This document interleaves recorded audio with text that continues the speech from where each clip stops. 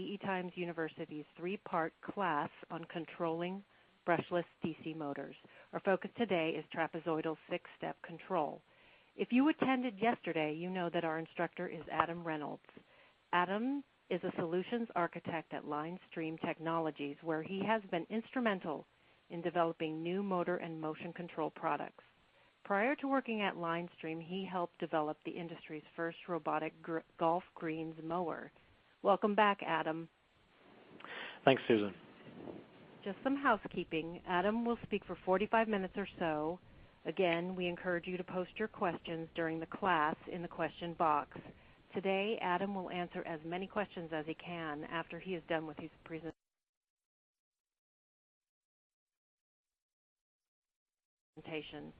We will try to hold the webinar open long enough to get all your questions in. If we can't answer all your questions, we are collecting them from all the classes, and we'll email all the answers to all of you after the classes are over. We will also post questions and answers in the archive. So let's see if you can stump our expert with your smart questions.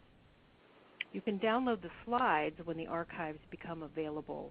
After the classes, all the classes will be archived and available for playback in 24 hours after each class on EE Times' sister site, Tech Online. We will send an email out to all registrants with the link to the archive early next week. This series is brought to you by EE Times and our sponsors, STMicroelectronics and Mouser Electronics. As many of you know, ST is giving away up to 100 STM32 Nucleo motor control pack kits to registrants who would like to develop innovative designs. When you registered for this class, you had the option to enter the contest.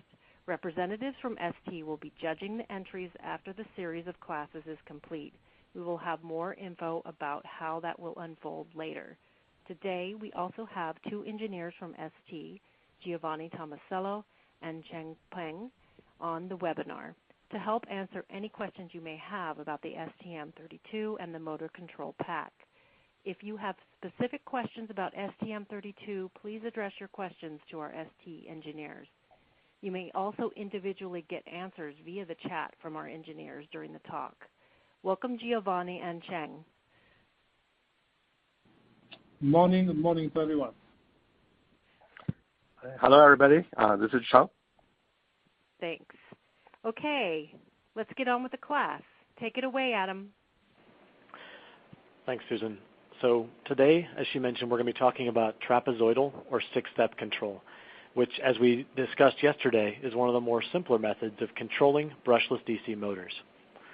So the first thing let's do is let's have a brief review of some of the principles we talked about yesterday, just as a refresher.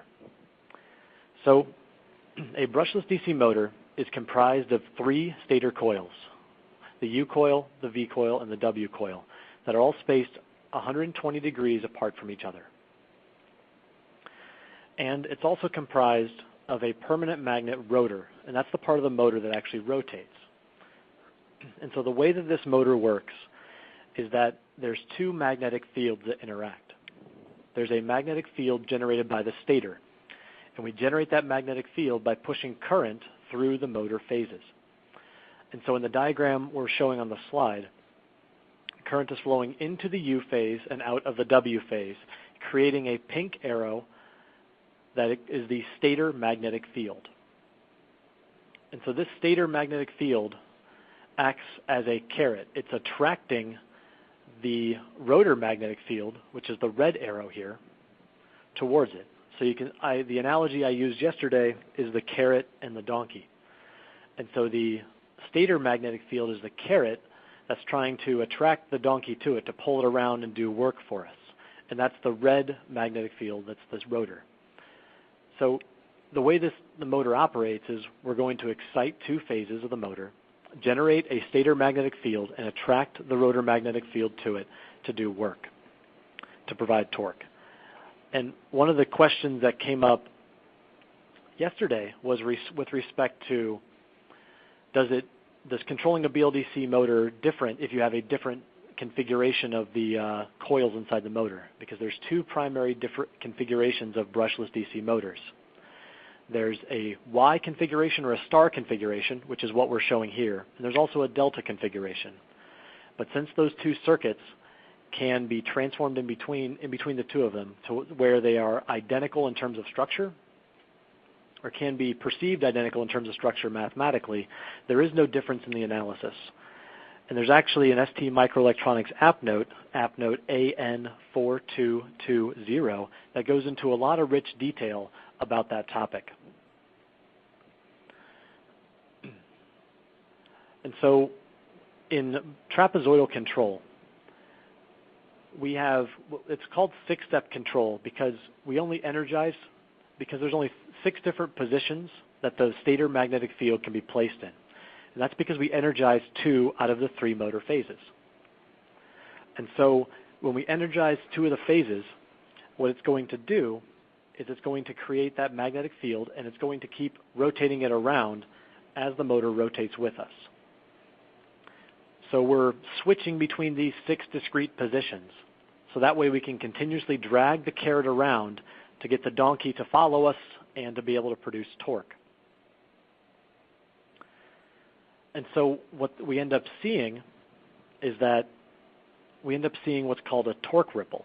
And that's because, as we discussed yesterday, as the donkey gets closer and closer to the carrot, it's doing less and less work, because in the mathematics of it, the torque producing capability of the motor is proportional to the sine of the angle between the stator magnetic field and the rotor magnetic field. So as it gets closer and closer, some of that torque is decreasing.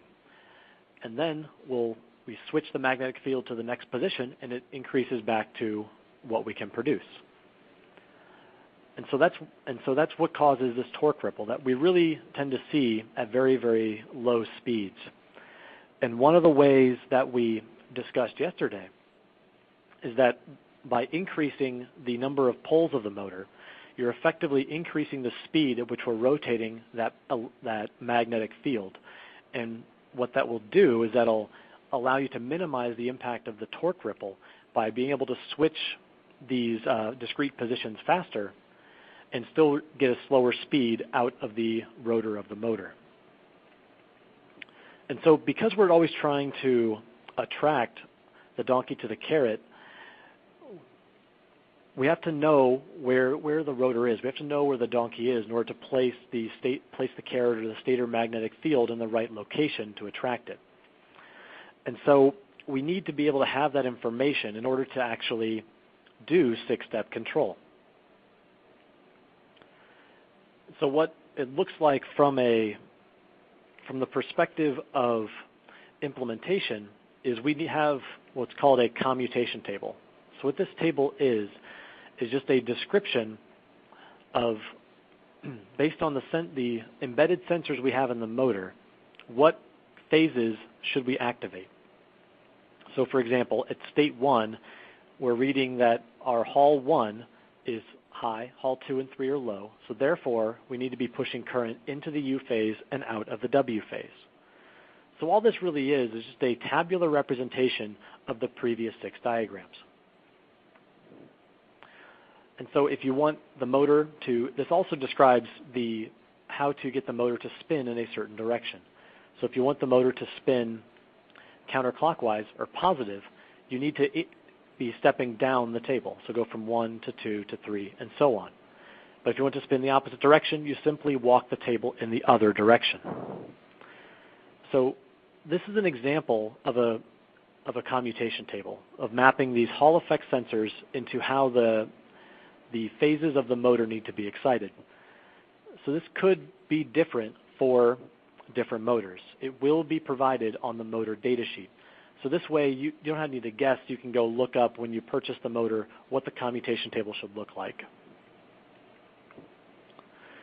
So we've kind of talked mostly about Hall effect sensors on the previous class and in this class, but the same principle applies when you're doing a sensorless algorithm as well, when you're trying to remove those Hall effect sensors.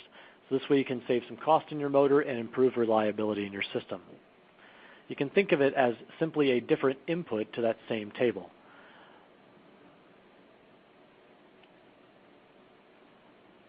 So we start to talk about how to actually realize this control technique. It's really best to use a microcontroller. So this is what actually does the work of implementing the algorithm.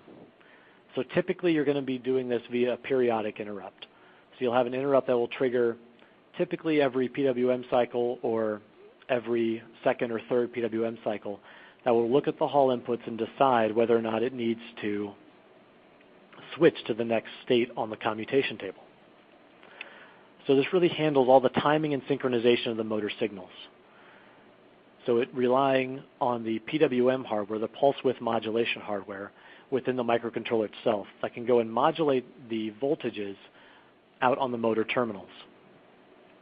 It's also going to handle reading the feedback from the motor. So there's kind of two primary sources of feedback. There's Hall effect sensors that typically use digital input pins. And that's for the sensored approach. And if you're doing a sensorless approach, you'll tend to use phase voltage sensors. So this makes use of the analog to digital converter on the microcontroller. There's some other feedbacks you can do that are kind of helpful in your application. For example, you can monitor the amount of current flowing through the bus, and so that could be a good fault detection to look at, am I pulling too much current or worried about the life of the motor? That can kind of give you an indication of how much you're demanding out of the motor. So really at the end of the day, the microcontroller is kind of the big heart of this whole project and process in terms of getting the system to work correctly. And so if we look at some of the requirements for microcontrollers, to implement six-step or trapezoidal control, it really doesn't take an extremely powerful microcontroller. And typically with centered applications, you need somewhere in the order of about 10 MIPS. And for sensorless, you do need some more horsepower because you're going to be doing a lot more frequent calculations in order to estimate the position of the motor. And so that's why it takes a bit more processing power. And in terms of microcontroller peripherals, that's also kind of in the requirements bucket of you're going to need to have a microcontroller with pulse width modulation, ideally somewhere in the neighborhood of at least 10 bits with sub-microsecond resolution. It doesn't need to be an extremely tight timing relative to what you would use if you're doing a power supply design. And this is simply because the motor is effectively a giant filter. It's an RL filter. It has a resistor and it has a resistive component and an inductive component. And so what it's going to do is filter out the pulse width modulated signals into the appropriate amount of voltage you want to modulate on the motor terminal. And so you don't need very, very extremely precise pulse width modulation accuracy in order to modulate the correct voltage on the motor terminal because the inductance values are much higher than they are in some other applications. And typically you'll need digital input-output for Hall effect sensors, but some microcontrollers have special peripheral inputs to handle Hall inputs. And what you can do is you can also use a capture input. And so what this will let you do is get detailed timing information. So with that detailed timing information, you can get a very good estimate of the speed of the motor. And so that's really useful if you're doing speed control. So you can get very accurate speed control and do a lot more interesting things in terms of your control design by having that extra information about the system.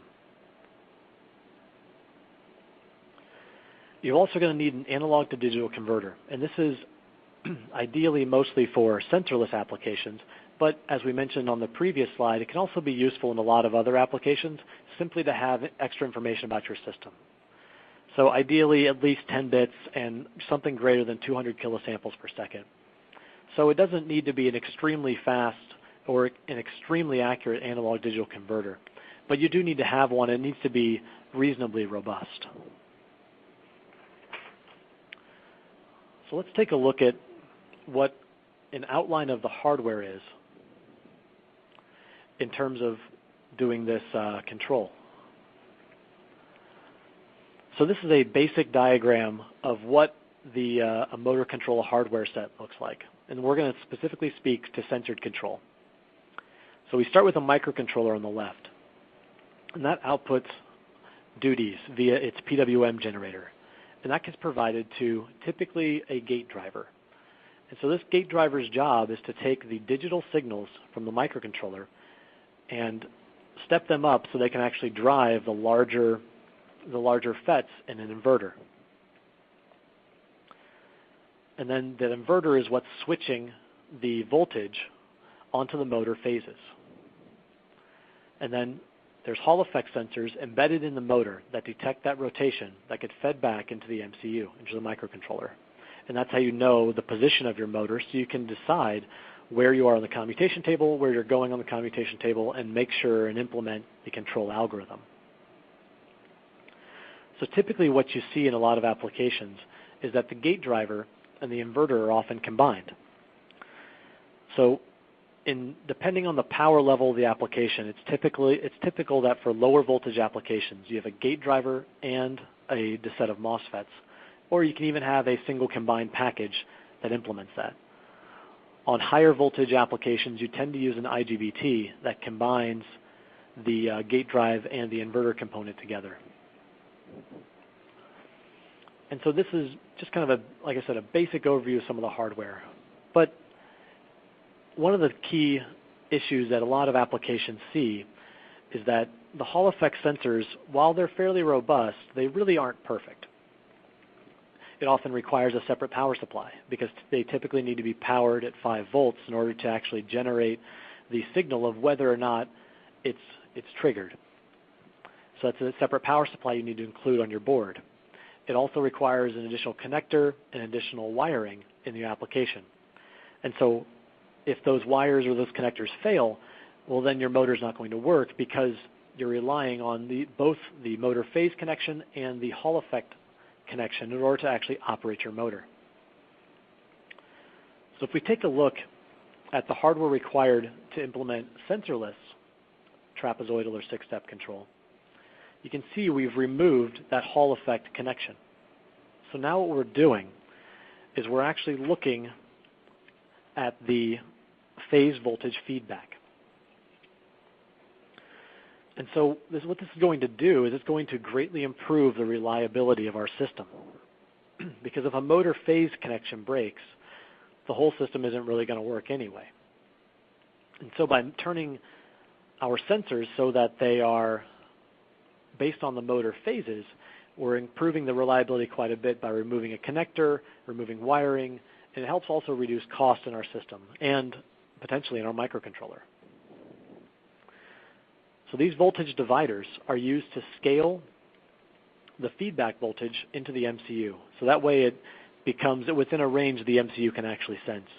Because obviously most MCUs can't sense a 0 to 24 volt or even higher, potentially higher voltage signal. And obviously depending on your application, you can build any kind of isolation into this basic structure. But this is just kind of a simplified overview of what the hardware would look like to implement this control. So let's talk about the theory behind the sensorless control for 6-step or trapezoidal motion. So in this diagram here, I'm inputting current from the U phase to the W phase, and I'm generating the stator magnetic field that's indicated by the pink arrow. So what I'm not doing is I'm not driving this V phase. And I'm doing that so that way I can actually measure the back EMF of the motor. So as we talked a little bit yesterday, and I'm sure you recall from college or your magnetics courses, is that a moving magnet next to near a coil of wire will generate voltage. And in a motor, that voltage is called back EMF. And that voltage is also going to be proportional to the motor's speed. And that's going to become important as we talk more and more about sensorless. So as that magnet passes the coil of wire, so it crosses the coil of wire, the back EMF that we can sense on the V phase will actually change signs. And so this is called zero cross detection. This is how we can detect when our rotor has rotated past the V coil, and then it will be time to switch to the next state on the Hall table. So in this instance, we're applying current into the U phase and out of the V phase. And if we assume that we are rotating, in this instance rotating clockwise, let's go look at our commutation table and see what the next phase we should trigger is. So it says we should be, excuse me, so I think my convention is a bit backwards here relative to my table, because the next thing we should be doing is pushing current into the V phase and out of the W phase, which will give me the pink arrow here in terms of my magnetic field. So that'll keep rotating my rotor around. So as soon as our motor crosses that V phase, we want to switch the excitation phases. So this way we move the magnetic field to the next position, and we're able to get back to that higher level of torque that we need to in order to keep our application running smoothly.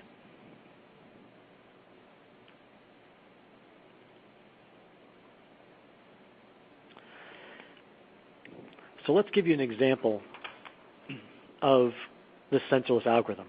So we've talked about the back EMF of the motor.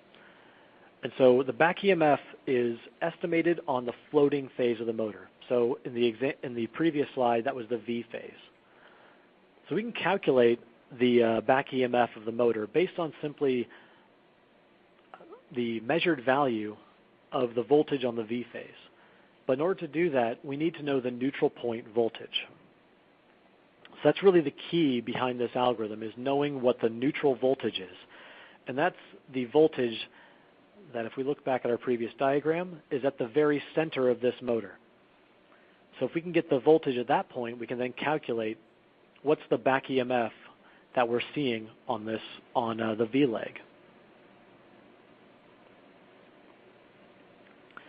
And so this is something that is really can't very often be sensed.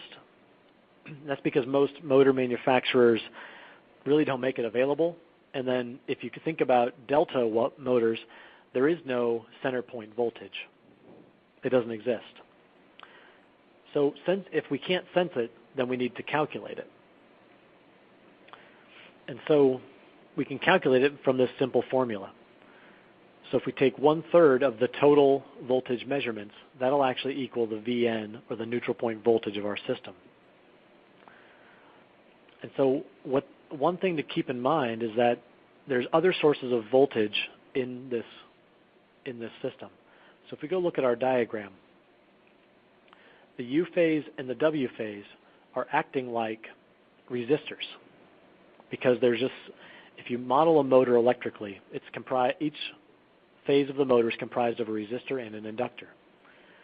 And so the voltage across a resistor is proportional the voltage across a resistor is proportional to the current traveling through it. And so based on sign convention, we actually find that the voltage produced by the current flowing through the U phase and the W phase actually cancels out in the neutral point calculation, because it's positive voltage coming into the U phase and positive current going into the U phase and negative current going out of the W phase. So effectively those voltages cancel, and we can ignore them as part of this calculation. Then additionally, there's also the back EMF voltage to consider. So that spinning magnet is we're primarily concerned about the back EMF on the V phase, which is the one we're trying to sense. But there's also going to be back EMF components on the U phase and the W phase as well. But we don't need to consider it as part of the VN calculation, because the back EMF signals are three sinusoids that are spaced 120 degrees apart. And so if you sum them all together, they will equal 0. So it doesn't need to be considered as part of this calculation, which is why we can look at only the three sensed phase voltages and be able to calculate out what the neutral point voltage is. So if we run the calculation on the top bullet here, where we actually calculate what the back EMF for a phase is, when we observe that value, when that value changes sign, that's when it indicates to us that a commutation needs to occur. So that was just kind of a basic example of one of many, many sensorless algorithms that are out there for controlling BLDC motors in a trapezoidal or six-step manner. So there really are a lot of different algorithms out there, and some of them are proprietary.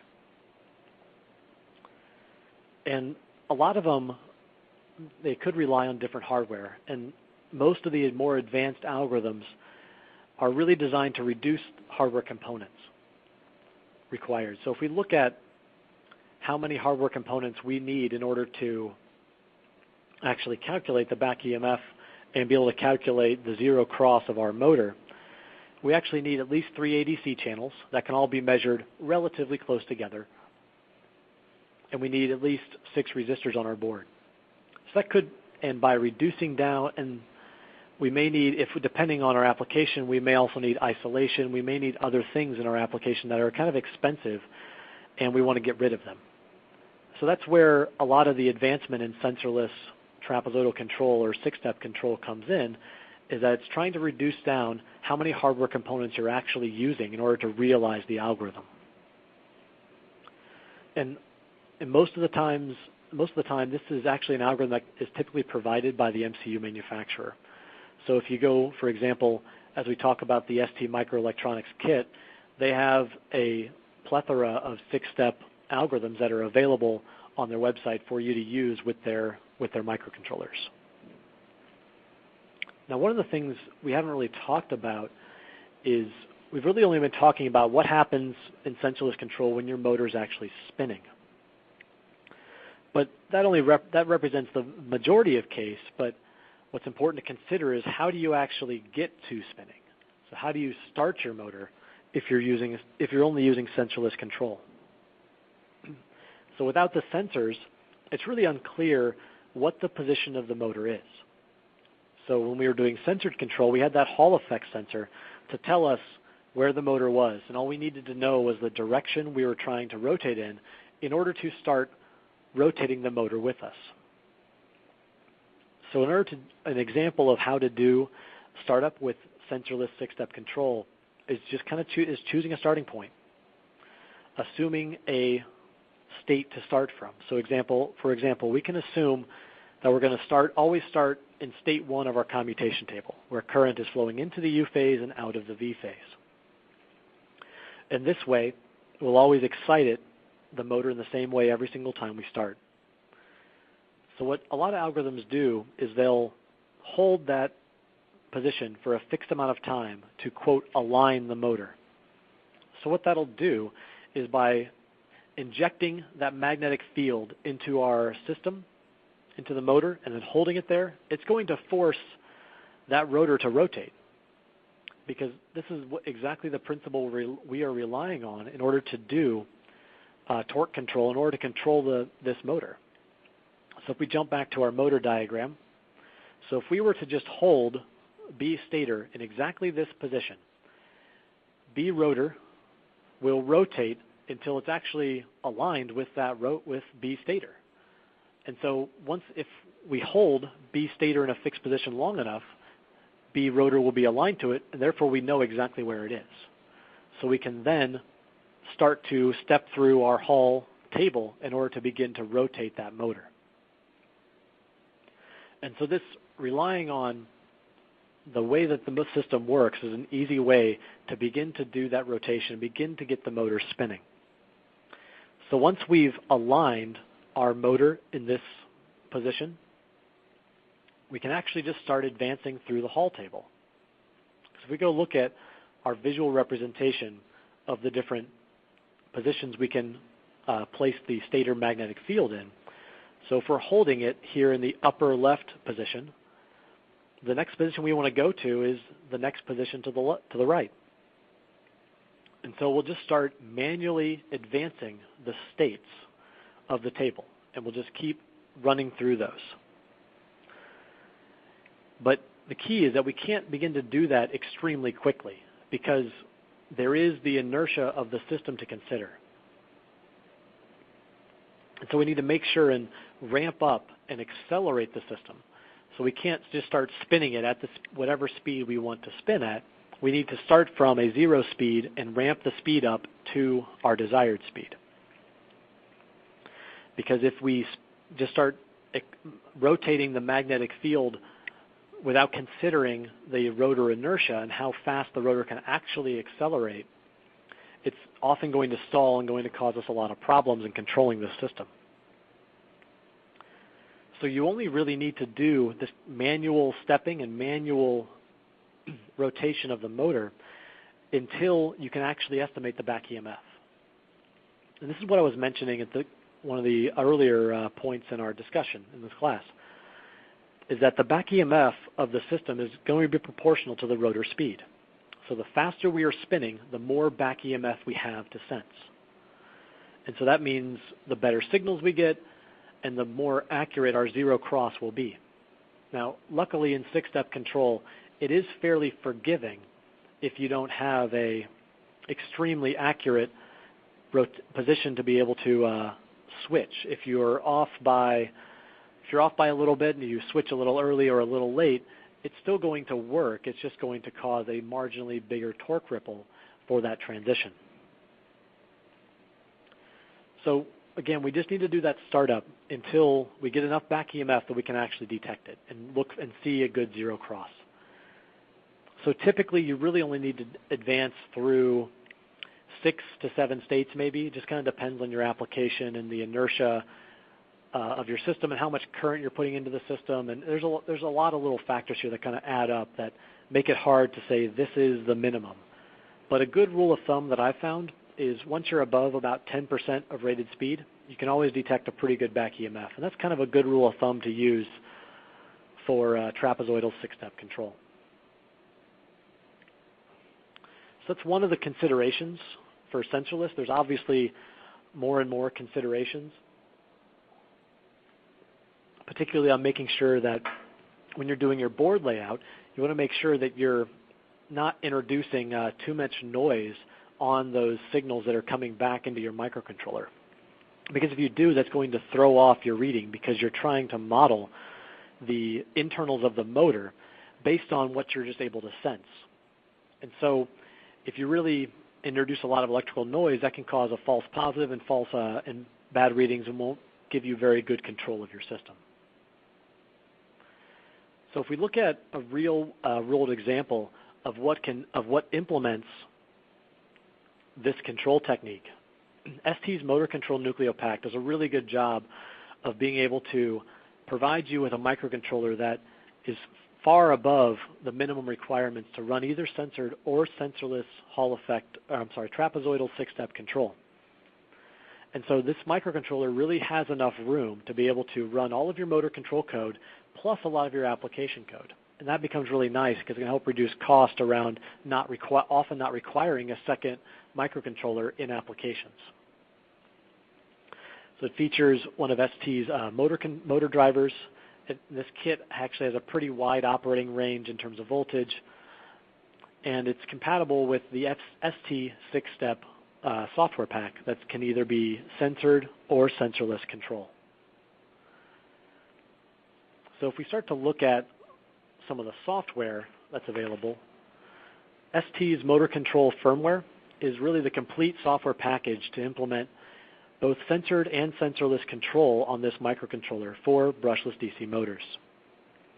So it's a really pretty good software pack. It's got very simple APIs. There's a PC GUI, and it is portable across the different ST MCUs. So it does implement both sensored and sensorless 6-step control. And it implements voltage mode, which is what we've kind of been talking about for the majority of this class with our trapezoidal and 6-step control, where we're not directly controlling the current in the motor, we're only controlling the voltage across the motor terminals. But there's also a more advanced type of 6-step or trapezoidal control called current mode. And this is where you use an additional PI controller that controls the amount of current that you're flowing through the motor. And so this is something that really helps as your systems become more dynamic and need to respond to more disturbances in your system, and being able to react more quickly, this is something that can really help on a lot of applications. And there's really good documentation along with this too, because while this class I think does a pretty good job of covering a lot of motor control topics, obviously there's much more material out there around motor control. And so in addition to the documentation around the software itself, the documents that come with this firmware pack also are a good theoretical reference about how to do the motor control. And so it really helps out with being able to know kind of what's going on inside the motor and then what you're seeing back in the software. So it makes it easier to develop your applications.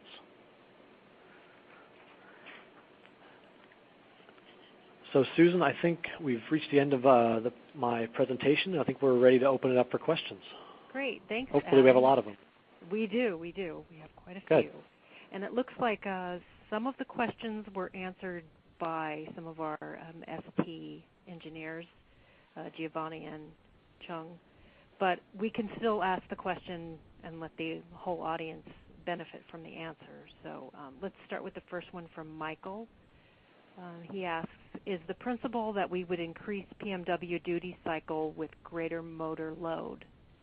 It's a great question, Michael. That's actually exactly what we need to do, because in most of these applications, we've only really been talking about how to control the current inside of our motor. I'm sorry, not the current. We're only talking about how to control the torque around our motors, kind of what we've been talking about. But above that level is going to be a speed controller. And the speed controller is what's saying I need more torque or less torque. And so in this voltage mode that we've been talking about, that's going to correspond directly to more or less duty cycle on our PWM.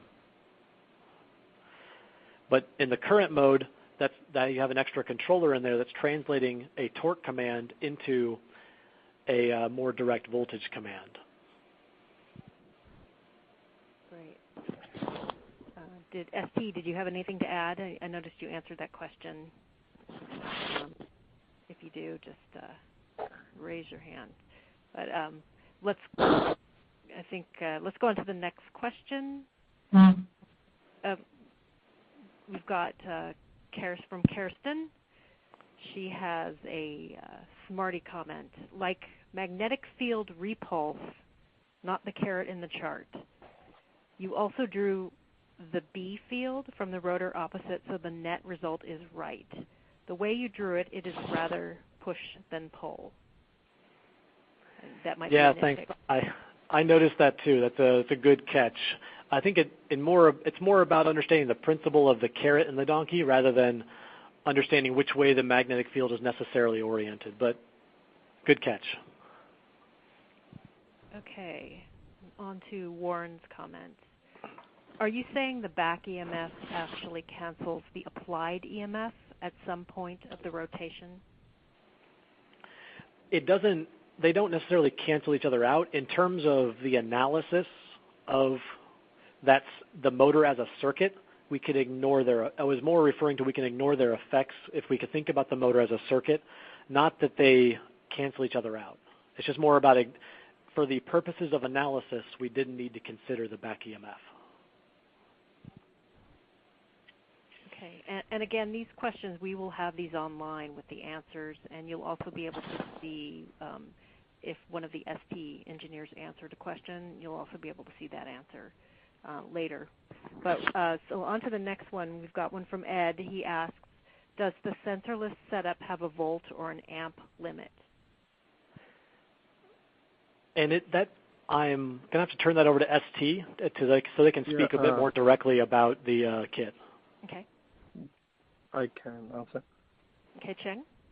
Yes. So I answer in the chart. So his question actually in both sensorless and censored BLDC control, and the control board usually come with overcurrent protection. You set the limit, and then there's a lot of motor control system come with the under voltage lockout protection. Means if the battery driven, when the battery output voltage is too low, the system know and it's going to shut down. So come with both protection. Thanks, Cheng. Sure. Okay, on to Tom. He asks, one of your slides mentioned that the Hall sensors are commonly read during period interrupt. Would it be better to connect them directly to edge hardware interrupts? Tom, that's a great question, and that's a common way that this control structure is modified to be able to reduce some cyclic polling on the MCU you're using. But it just kind of depends on the MCU hardware you have available to you. So if you're able to do any kind of interrupt triggering off of an edge source like that, that's a great way to help mitigate some of the CPU load for doing trapezoidal control. Okay, here's a question from Sunny. Why does six-step control use trapezoidal control?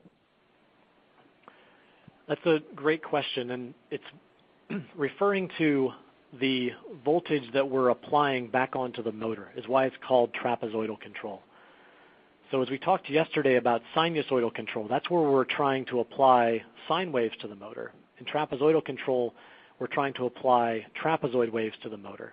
So we're not controlling the amplitude of the applied voltage as finely as we are in sinusoidal control. And so it's really all about the applied voltage that we're pushing onto the motor. And then it's referred to as six-step because there's only those 6 different states we have to apply the magnetic field to the motor. So it's kind of a combination of terms that just tend to be lumped together in terms of how they control systems. Okay. Here's a question from Ed. He asks, he's designing an off-road power wheelchair. He needs a custom hub motor. Do you know of a good USA or outside manufacturer? Ed, that's a great question, and I think it's just a bit outside the scope of. Sounds like a cool application, just a bit outside the scope of what we're trying to talk about today. Okay. All right, and we have one from Afwantha. Sorry if I mispronounced that. The SPED versus current plots of both trapezoidal control and FOC control using TI's Instapin module looks nearly the same for the PM-SM motor. Would you be able to tell any reason? Yeah, and I can tell you the exact reason. It's because when you're doing that plot, when you're looking at the speed versus the current on a motor, you're really looking at the intrinsics of the motor itself. And so you're driving the motor to the absolute limit in both control techniques, in trapezoidal control and FOC. And so what you're trying to get out by doing that analysis is looking at what is the maximum speed my motor can achieve given this amount of current and this amount of load. So it's really not going to look any different in between those two plots with the two different control techniques, because it's really more about the motor itself and less about the control technique used.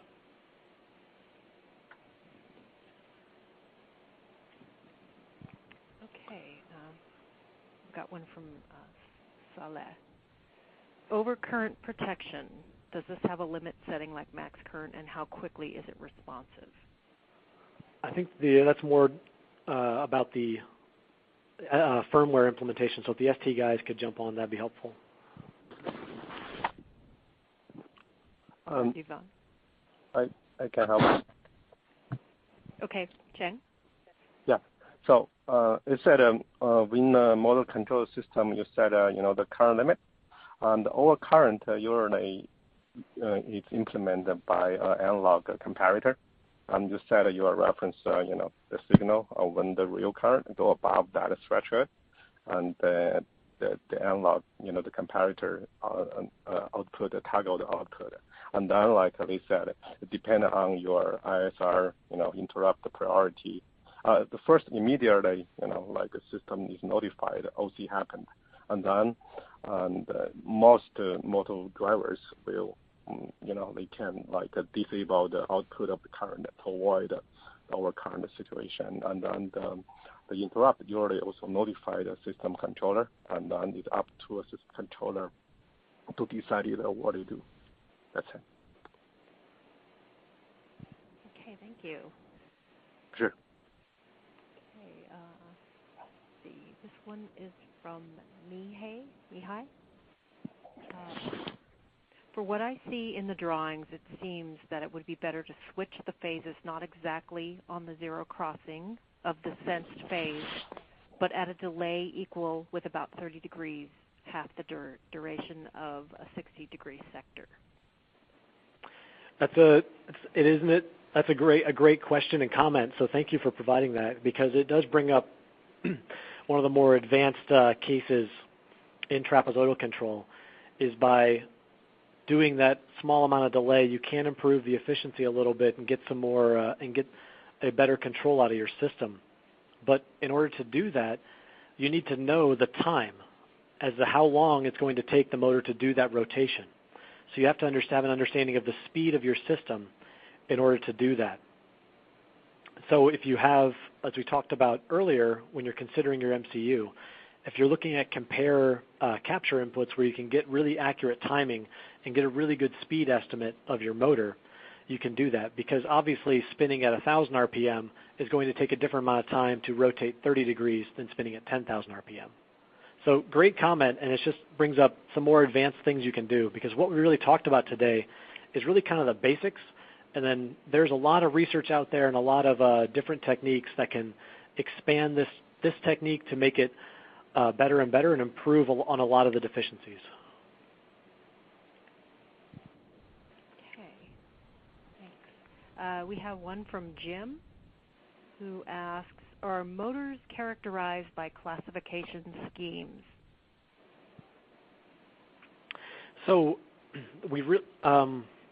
I guess the motors are really more characterized based on their construction. So if you think about a brushed motor, it has the mechanical brushes that do the mechanical commutation. And then there's brushless / PMSM. They're really very, very similar motors. It's just more about the shape of the back EMF of that motor than anything. And then you have AC induction motors, which don't have a permanent magnets in the rotor. They need to have their magnetic field inducted into them. That's why they're induction motors. And so that's really the bigger classification. They're not necessarily broken down in terms of this is a trapezoid motor and this is a sinusoid motor. I'm going to skip to one from Thomas. And he asks, I am thinking of the noise of the induction fields inside the motor. There is a lot of ringing when the commutation changes. That's a great point, Thomas. And that does happen. That's kind of one of the downsides of this technique, is because you can be switching very, very harshly between the different phases. And so one of the ways that's mitigated is you don't necessarily will switch from I'm pushing maximum voltage on phases U and W to now V and W. You'll do a small ramp, which helps reduce some of that ring that you get when you immediately switch between different phases. And that's one of the things that some of the software, does automatically for you and can help out. Okay, here's a question for ST from Octavio. He asks, does ST have a software solution or drivers with this MCU? I think that's the question.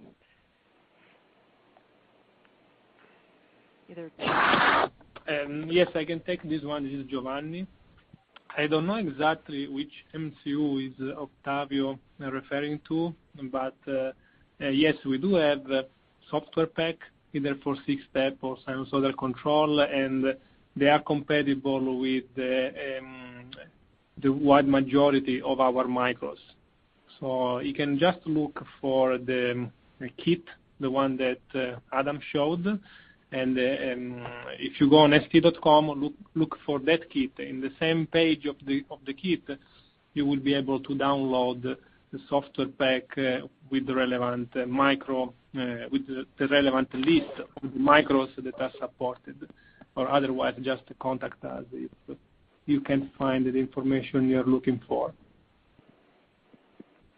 Great, thanks. Don't go away. Here's another one for ST. Does the ST kit support sinusoidal commutation? If yes, where can I find additional info? Yes. The kit supports sinusoidal commutation as well, and again, you can find all the relevant information on our website. Just go on the main page and type in the name of the kit in the search window, and the first result should be the page of the kit. And again, in that page, you will be able to download the software pack with the user manual and software instruction, how to switch between the 6-step, and actually it's field-oriented control. That is a kind of sinusoidal control. And if I remember correctly, the kit allows you to do that in real time. So there is just a jumper. You can move the jumper between two positions. One will enable 6-step control, and the other one will enable FOC control. Great, thank you, Giovanni. Now to Prashant. He asked, during startup, if B stator is ahead of B rotor, then the rotor goes in the opposite direction, and then the other? That's exactly right. That's kind of one of the challenges with sensorless, is that since you don't know where the rotor is, it could potentially rotate in the opposite direction during that, quote, align phase. So it is kind of a challenge with sensorless designs. Now, one of the ways you could try to mitigate that is potentially by remembering where your motor stopped, what phase you were on, and you could start from that phase in the hope that your motor didn't rotate on you without you knowing about it. So there's that technique, and there's some other even more advanced techniques that use some of the intrinsic properties of the motor that you can do to help with that startup, but it is entirely possible that your motor will rotate backwards before it starts rotating the correct direction. I'll add 2 more cents. Okay? Yeah, go ahead, Jim. All right. So, as Adam addressed it correctly, in the usually there's 2 type of technique to avoid motor randomly spin in the wrong directions or miscommunication. In the censored motor control, BLDC control, it doesn't exist because the sensor output gave you the 60-degree resolution. You always pull in the right commutation. In the sensorless, there are 2 techniques.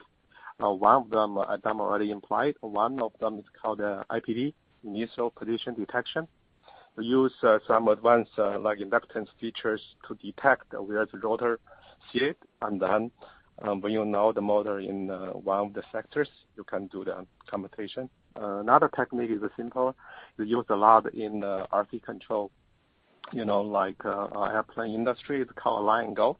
So basically, I don't know where is the rotor, in one of the 6 sectors. I just align that to a known sector, and then inject the next sector. It's called align and go, which is pretty popular scheme used for sensorless BLDC startup.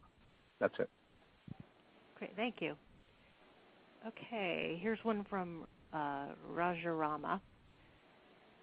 How is the rotor going to align at correct position before starting the torque control? So it's because you're holding a magnetic field. So imagine if you take your motor and hook it up to a battery, just any 2 phases to a battery. So the current is flowing through one phase and out the other phase. That's effectively what we're doing in this align and go that we've kind of been talking about for sensorless startup. So what that's going to do is it's going to just that rotor is going to want to rotate because you're creating a magnetic field from the stator, and that's going to interact with the magnetic field of the rotor so that the rotor rotates itself around to where it's aligned with the magnetic field of the stator. And so that's what we say by correct position, is we are imposing our will on the rotor and telling it, we want you to rotate so that we know where you are. Because otherwise, if we just started stepping through the commutation table and stepping through the different Hall states, we may, due to the inertia of the end system, we may not be able to actually begin that rotation because we may not have enough torque. Because again, the torque of the motor is related to the sine between the angle of the two fields, and so if we're quickly rotating, that may not be enough time for us to actually generate enough torque on the rotor to be able to begin to rotate it. So it's really not the correct position as much as we're trying to force it into a known position. Exactly. Did you have something to add to that, Jung? Or? No, I'm just saying it's just I just endorsing his answer.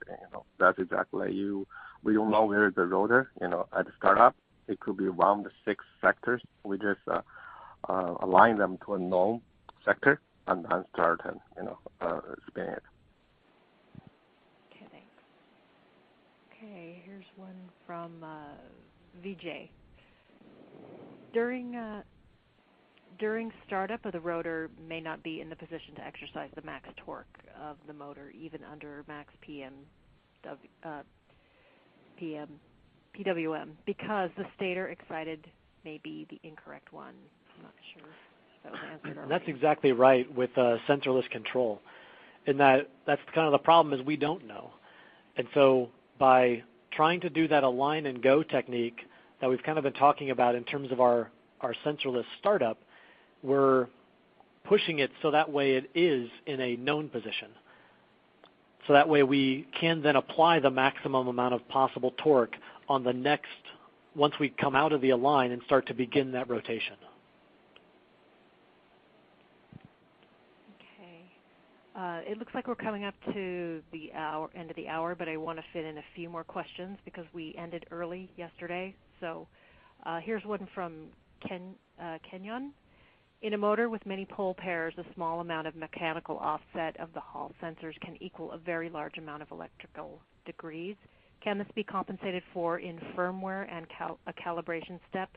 How would one do this? It's a great question, and one of the software engineers I works with loves to say that in software anything's possible.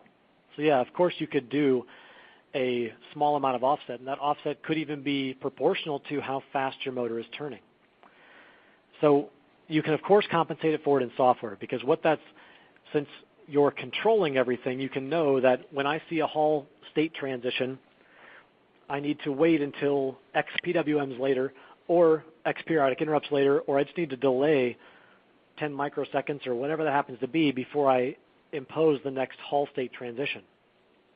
And so one way you can do that is by just spinning your motor at a fixed speed and kind of you can manually play with that offset to be able to understand what's the ideal point. And you're going to see the ideal point when you start to run at lower and lower currents, when your motor's running more and more efficiently. So that's kind of an easy way to get to that point of understanding what is the ideal offset there between the time delay from when you see a Hall state transition to when you actually need to do the commutation step or the commutation state change.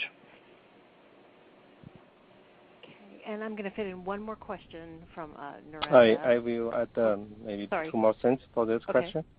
Yeah. You want to answer? And yes, I just on top of Adam's question. So what you said is basically, the different BLDC has different pole pairs, and for the motor with a lot of pole pairs, like 7 pole pairs and 8 pole pairs used in the RC industries, there always has the latency of stuff you mentioned. It's called lead angle. It's always the lead angle used, and then a demo by adjusting the lead angle, you will find the sweet spot, which reach the best torque performance. That means most of your current is translating to the torque, pulling the rotor spinning, and so it's called lead angle adjustment, which is one step used for in the motor tuning. Okay. That's Thank it. you. Thanks. And this is the last question. How do you know the analog to digital converter input voltage range? So that's going to be dependent on your microcontroller, and so it's going to be dependent on your board layout and what you set the high and low reference voltages for your microcontroller. So typically, that's going to be about 0 to 3.3 volts, but it's going to depend on the microcontroller you purchase. I think one of the ST guys could probably chime in on the specifics of the STM32 part. Giovanni or Chung? Yes, this is Giovanni. Yes, basically Adam is correct because most of our micros now run out of a 3.3 volt, so that would be the range 0 to 3.3.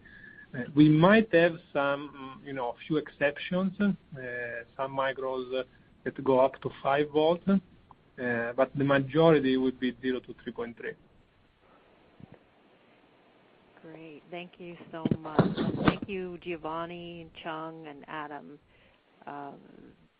So we've got to wrap it up. That concludes today's class. Don't forget to listen in tomorrow, February 16th at the same time, 11 a.m. Pacific, 2 p.m. Eastern, for Part 3 of our series on brushless motor control. Tomorrow's class is field-oriented control.